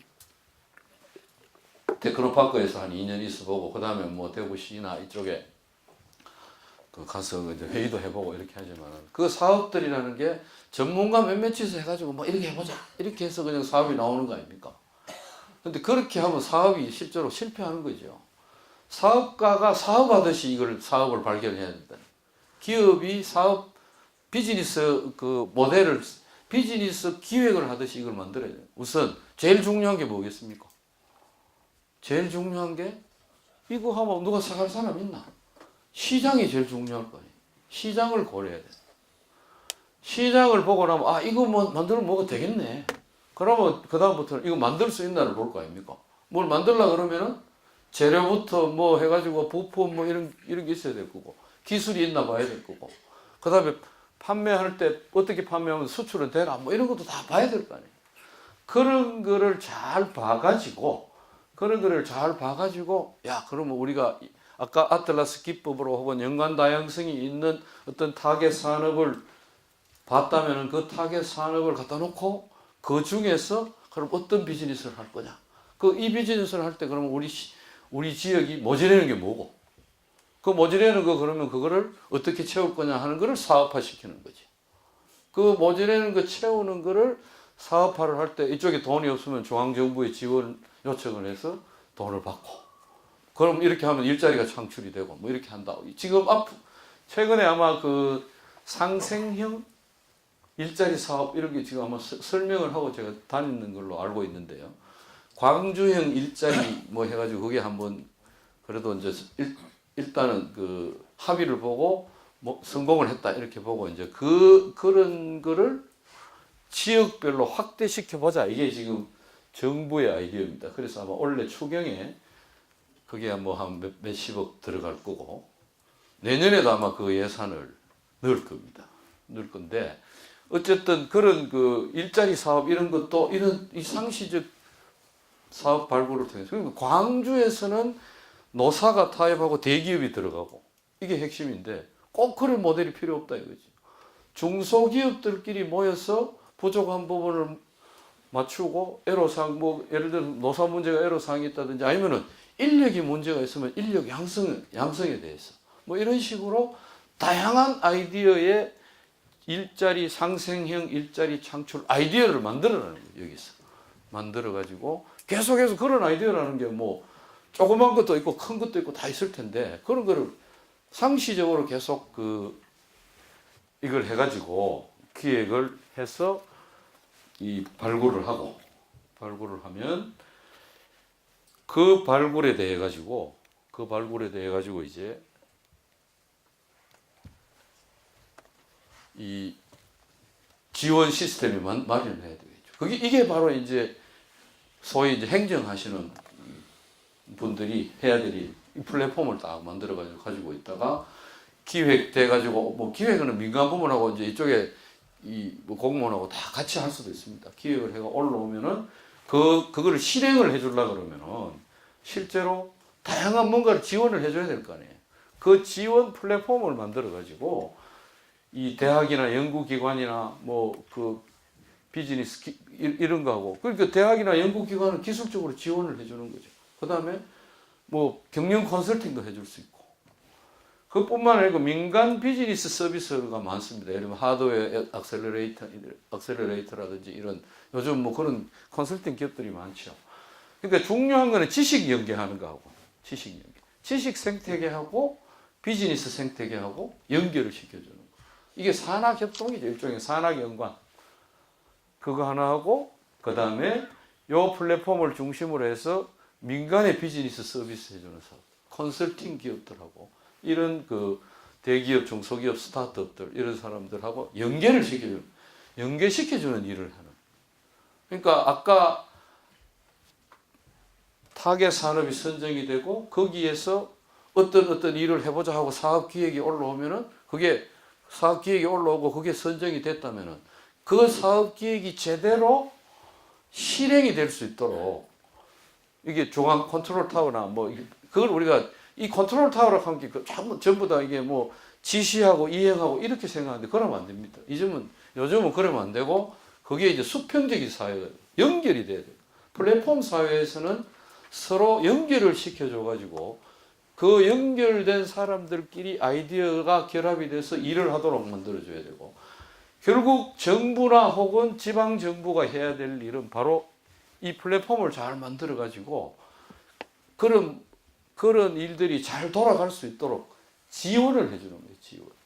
촉진자의 역할을 해야지 옛날처럼 도청이나 중앙정부 산업부가 야 이런 산업 다 해가지고 전부 다 뭐 투자하고 투자 계획도 세우고 기업 정해가지고 돈 대주고 이거는 이제 끝났습니다. 왜? 옛날에는 그게 가능한 이유는 이미 다른 데서 다 한 거거든요. 선진국이 이미 다 했기 때문에 그 사람들이 어떻게 했나를 요래 보고 들여다보고 그 사람들이 했던 길을 따라가면 되는 거예요. 그러니까 쉽죠. 실제로. 그리고 자꾸 옆에서 딴 이야기 하면 안 돼. 왜? 전범이 있는데. 그러니까 딴소리 하는 사람은 그 사람은 쳐내야 돼. 왜? 그 사람 자꾸 딴소리 딴지 걸면 일이 더뎌지니까. 근데 이제는 우리도 다 따라하고 이제 우리 앞에 아무도 없어요. 배울 게 없답니다. 우리 스스로 개척해야 되듯이. 우리 스스로 개척을 하려고 보니까 아무도 없으니까 다양한 아이디어가 나와야 되는 거예요. 뭐 엉뚱한 소리도 좀 나오고 뭐 그 사람 이야기도 좀 들어보고 뭐 이런 게 필요한 거예요 지금. 그러니까 분위기가 바뀌어야 되는 거예요. 분위기가 바뀌어서 이런 이 플랫폼을 잘 만들어서 실제로 촉진해주는 그런 연계하는 거를 촉진해주는 역할을 해야 된다. 명령하고 지시를 이행하고 이거 갖고는 되는 게 아니다. 이런 이야기. 다시 한 번 더 전체를 말씀을 드리면은 우선 지역 경제를 진단하고 목표를 설정해야 되겠죠. 이게 이제 연관 다양성 정대를 위한 어떤 정대를 위한 타겟 산업을 선정이 이제 되고 그거를 제대로 하려고 하면 어떤 게 모자라는지를 파악을 해가지고 사업 기획, 비즈니스 모델을 만들어라는 거예요. 비즈니스 모델에 대한 기획을 계속 상시적으로 할 수 있는 이런 뭔가를 만들고 그거를 제대로 할 수 있도록 관리 운영 체제를 해야 됩니다. 지금 제가 뭐 저한테 준 게 뭐 지금 한 10분 오버해 버리는데 이제 마무리를 말씀을 드리면은 뭐 요 그림을 보시면 되는데 뭐 이걸 다 떠나가지고 실제로 진단, 목표, 사업 기획, 관리 이게 세 개가 삼박자가 잘 맞아야 되는데 제가 보기에는 우리 이거 뭐 이 타겟 산업 선정하는 그렇게 안 어렵습니다, 그렇죠? 기법대로 하면 되니까. 요 두 개가 어려운 거죠, 실제로. 나머지 두 개가 어려운데 제일 모자란 게 제가 볼 때는 이 사업 기획 및 발굴. 이게 제일 모자란다고. 제가 대구에서 벌써 지금 한 30년 이상 경북대학에 있어봤기 때문에 아는데 사업 기획하고 이게 제일 모자란. 우리가 기획력이 중요하다는 거죠. 왜? 지금 국가균형발전위원회가 이쪽이 옛날에는 이렇게 했습니다. 뭔가 원칙을 정해 가이드라인을 주고 이런 사업을 하겠습니다. 그러면 그 사업에 대해서 요건을 만들어 줘가지고 그 요건에 맞게 각 지역에서 그냥 계획서를 써가지고 올리죠. 올리면 누가 막 평가해가지고 1등부터 10등까지 딱 세워가지고 3등까지만 돈 주고 4등부터는 돈 안 주고 이런 식으로 해왔잖아요. 그거 이제 안 됩니다. 그 4차 산업혁명 시대에서는 수요가 있는 곳에서 비즈니스가 일어나기 때문에 그래갖고는 효율성이 떨어지게 돼 있어요. 효율성이 떨어져 있기 때문에 그거는 안 되고, 이제는 어떻게 하느냐 하면은 중앙은 가만히 있습니다. 가만히 있고, 아까 EDP를 통해서 지역들이 우리 이런 거 하겠습니다. 목표는 이거고, 이거를 위해서 이런 게 모자라니까 이런 거를 해가지고 궁극적으로 이런 성과를 내겠다 하고, 뭐 일자리 상생형 일자리 창출, 그런 것도 아이디어에 뭐 10가지 사업도 좋고 20가지 사업도 좋고 해가지고 만들어가 올리면 중앙에서 스크린을 해가지고 돈 주겠다는 겁니다. 지금 구조가 그래 바뀌었어요. 지금 국가균형발전위원회가 직접 예전에는 예산을 가지고 막 집행을 하고 이랬는데, 물론 뭐 부처를 통해서 집행을 했지만 지금은 그렇게 안 합니다. 그렇게 안 하고 국가균형발전위원회에서는 그런 거를 올리면은 그걸 가지고 심사나 이런 거 해주고 선정하는데 도움만 주고, 대신에 이런 사업을 해야 된다 이렇게 이제 해가지고 예산을 얹지죠. 다른 부처에다가 뭐 국토부니 산업부니 뭐 이런 데다가 다 올리기는 하지만, 국가균형발전위가 무슨 가이드라인을 주고 원칙을 주고 평가 요소를 주고 이런 거 없습니다. 없고 자체에서 기획을 해가 와라. 자체에서 기획을, 지방에서 기획을 해가지고 오면 돈을 주겠다. 기본 태도가 이겁니다. 이거니까 지역에서 지금 사실 뭐 경제도 어려운데 예산도 많이 없는데 뭔 사업을 하려고 그러면 중앙에서 돈을 받아야 되잖아요. 그걸 받으려고 그러면 제일 중요한 게 뭐다? 바로 기획을. 다양한 아이디어를 하여튼 사람들을 모아가지고 이런 거를 기획을 해야 되는 거예요. 기획을 뭐 수도 없이 매일 한다고 생각하고 기획을 하시고, 거기서 이제 선정이 되면은 사실 클러스터 플랫폼 기업 지원 이거는요 해봐야 합니다. 안 해보고 이론이 없습니다. 해봐야 되죠. 그렇지 않습니까? 그리고 이미 또 많이 해본 분들도 여기 계실 거라, 실제로. 알면, 다만 중요한 것은 이제는 연결을 시켜주는 촉진자지, 뭐 가가지고 우리가 돈 주니까 내 말 들어, 이건 안 된다. 그것만 안 하면 되는 겁니다. 중요한 거는 기획인데, 이런 기획을 위해서는 사실은 좀 뭐 이렇게 기획이 제대로 되려고 그러면 뭐 아이디어가 많아야 되죠. 뭐 생각이 좀 많이 있어야 돼요. 사실은 공부가 좀 필요한 거죠. 공부가 필요하고 좀 머리 기능을 하는 그런 그 기관을 키워야 됩니다. 예를 들어서 뭐 여기 대구 경북 연구원 같은 게 있으면 이런 데를 싱크탱크로 제대로 키워줘야 돼요. 실제로 예산을 제대로 주고, 거기다가 그냥 뭐 인건비도 제대로 안 주고 너 연구원 너희들 용역해가 너 월급 벌어 쓰라 이러면은 정말로 도나 시가 원하는 연구를 해줄 수 없어요. 우리 지금 우리 국책연구기관도 사실 좀 그런 문제에 지금 PBS 시스템이 돌아가지고 상당히 문제가 제가 가보니까 많습니다. 왜냐하면은 인건비의 일부만 주니까 연구진들이 자기 인건비를 외부에 외부 용역을 해가지고 자기 인건비를 벌어가야 되죠. 자, 그러면은 1년에 내가 우리 연구진들이 1년에 나라에서 받는 인건비를 가지고 기본으로 해야 되는 기본 과제가 있습니다. 연구과제. 그 다음에 플러스 자기가 이제 외부에 가서 용역을 해가지고 돈을 벌어와야 되잖아요. 자, 그러면 여러분들 입장을 바꿔서 생각을 해가지고, 외부에서 주는 그 용역은 한 달이면 한 달, 6개월이면 6개월 딱 기간이 있잖아요. 기간이 있으니까 그 시간에 안 맞추면 안 되잖아. 그러니까 내가 해야 될 일이, 내가 기본적으로 이 연구를 해야 되는 그런 문제가 있는데 기본 과제가 있단 말이야, 한테. 근데 그거를 연구라는 게 퀄리티를 누가 컨트롤합니까? 퀄리티를 자기가 할 수밖에 없잖아요. 그런데 자, 내가 지금 1년 동안 열심히 요걸 하려고 하고 있는데 중간에 또 용역을 해야 돼. 그러면 뭐가 먼저 되겠습니까? 3개월짜리 먼저 끝내야죠. 그러다 보면은 내가 진짜로 제대로 뭔가 책도 좀 읽고 생각도 좀 해가지고 뭔가 나라 발전을 위해서 뭔가 아이디어를 내줘야 될 거는 뒷전으로 밀릴 수밖에 없더라고요. 여기도 마찬가지일 거 아니에요? 대구 경북 연구원이나 이런 발전 연구원들이 그 사람들이 용역하고 만나러 살고 있으면은 정말로 우리 도지사나 시장님이 원하는 지역 발전을 위한 어떤 뭐 기획이 나오겠어요? 잘 안 나온다고 봐야죠.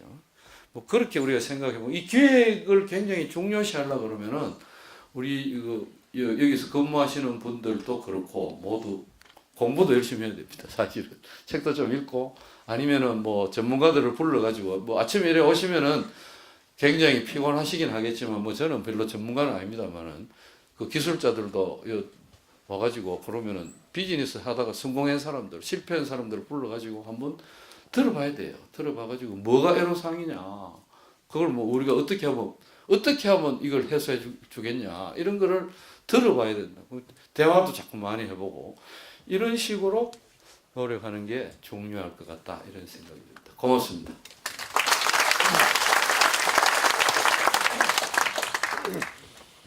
네, 혹시 원장님께 질문 있으면은 받도록 하겠습니다. 혹시 질문 있으신가요? 질문 따로 없으면은 예. 도지사님 질문하면 되나? 반칙 아이가? 아니 저 질문하다 내가 이제 우리나라가 이제 계속 제조업이 가능한 건지 우리 TK 대구 경북 특히 경북은 과거에 이제 북의 포항 때문에 우리나라 수출이 한 10% 차지하고 그렇죠. 5%로 떨어졌고 네. 원래는 더 떨어질 것 같은데 제조업이 계속 이렇게 성장 가능할 건지 그럼 우리 경북 같으면은 저는 이제 제조업이 지금 수도권으로 가다가 지금 충청권까지 지금 올라가고 있고 그렇죠. 왜냐하면 인력 구조 때문에 사람을 구할 수 없어서 여기서는 자꾸 올라가는데 4차 산업혁명 시대에 우리 경북이 좀 살아남을 제조업으로 가능한 건지 특히 영국은 처음에 산업혁명을 이렇게 영국은 산업이 거의 없거든 지금요. 그렇죠. 금융밖에 없죠. 그 문화, 예술, 금융 예. 이걸로 버티고 있는데 우리나라도 제조업이 계속 가능할 거냐? TK에서도 우리도 문화, 예술 BTS가 사진 하나 찍어가지고 지금 3천억을 벌려고 준비하고 있다고 사진 몇 개 찍어서 배용준이가 일본에서 사진 찍어가지고 자기는 100억 거의 못 벌었지만 기획사는 한 1천억을 벌었다고 사진 몇 천 찍었어요. 그런 일들과 첫째는 뭐 제조업이 계속 우리나라 가능할 거냐?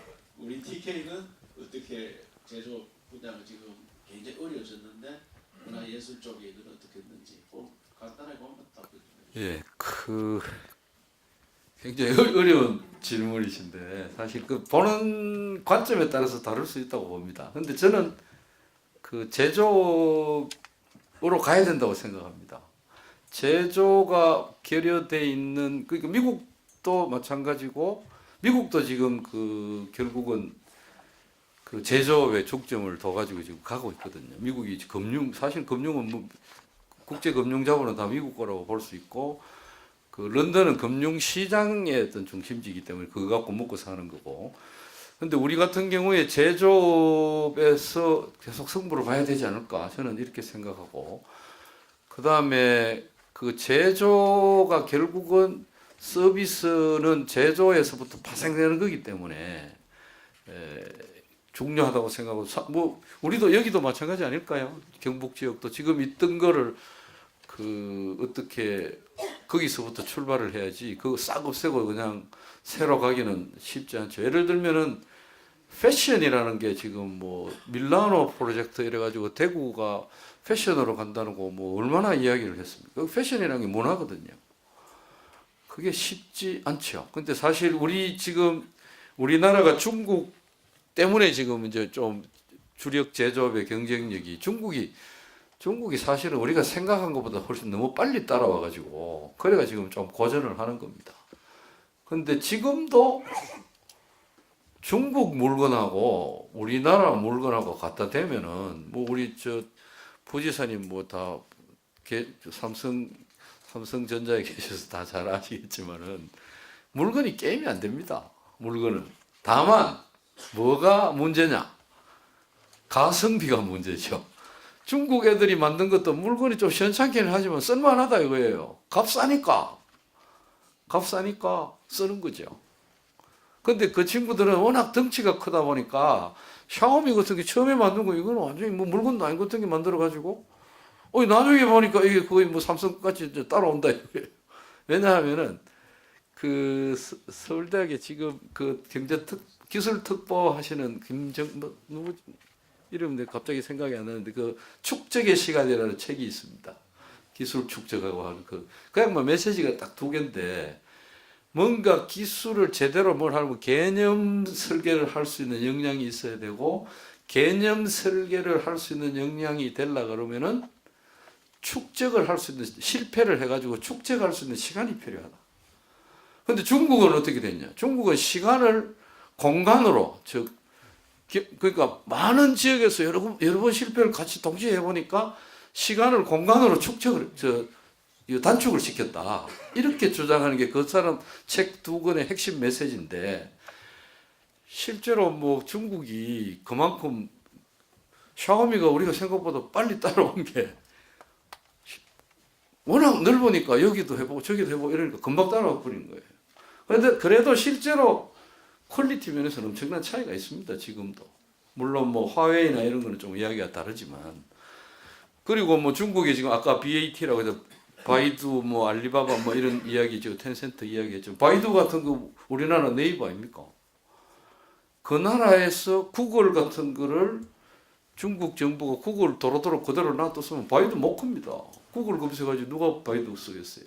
그러니까 그렇게 이제 큰 건데 그 중국도 이제 제조를 이제 그 혁신적으로 해가지고 더 고도화 시키려고 하니까 우리하고 경쟁이 돼가지고 우리가 이제 어려운 거죠 지금 사실은. 그러니까 중국한테는 가격에서 치우고 우리는 그게 이제 다시 한 단계 더 올라가려면 우리가 브랜드 파워가 있어야 되는데 브랜드 파워가 삼성전자 갤럭시는 브랜드가 이제 어느 정도 그게 된 거죠. 그건 신제품이니까 브랜드가 되고 뭐 조선도 사실 LNG선 같은 거 이런 거 LNG 운반선 같은 거는 우리가 브랜드 파워가 있으니까 우리한테 오는 거 아닙니까? 이 브랜드 파워라는 게 소비자나 여기서는 브랜드 파워 키우기가 굉장히 어렵습니다, 실제로. 지금 우리가 화장품, 우리 지사님 입고 계시는 이런 뭐 점퍼 같은 게 아웃도어 이런 건 생산은 다 우리나라 기업이 인도네시아나 베트남이나 멕시코나 이런 데서 합니다.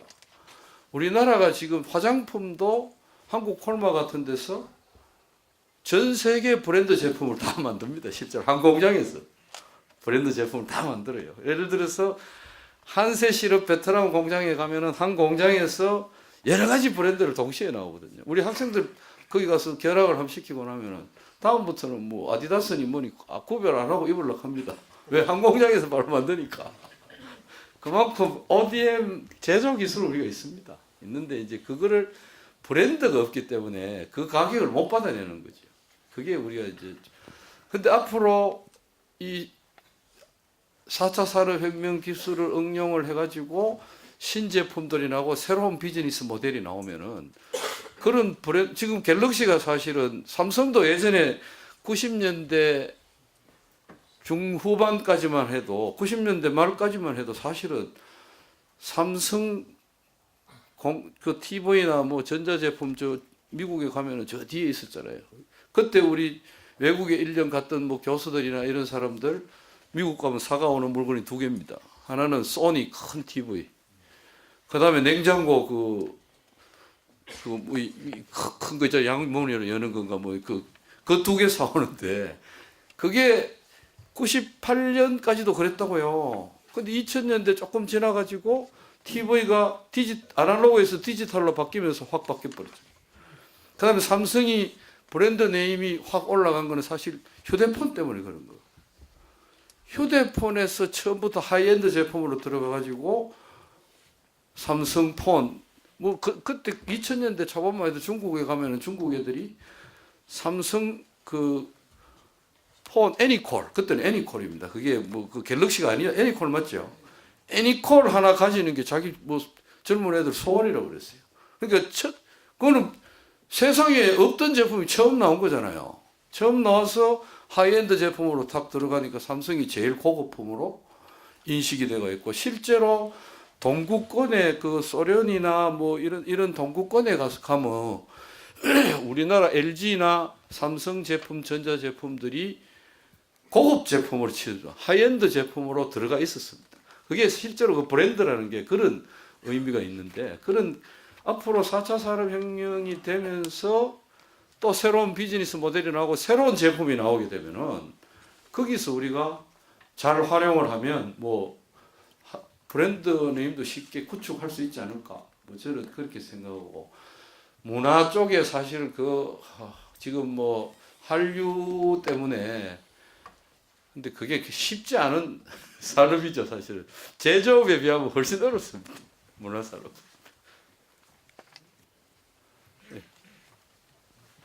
네, 오늘 강의해 주신 원장님께 다시 한번 박수 부탁드리겠습니다. 네, 감사합니다. 네, 이상으로